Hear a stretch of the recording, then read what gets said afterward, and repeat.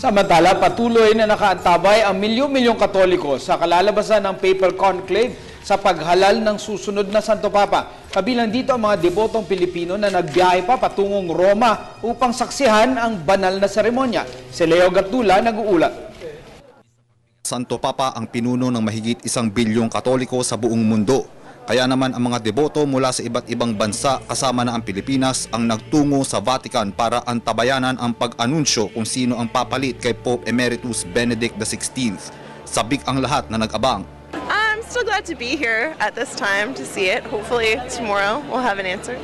At nang lumabas ang itim na usok mula sa chimney ng Sistine Chapel, nagsimula na ang picture taking para idokumento ang makasaysayang kaganapan.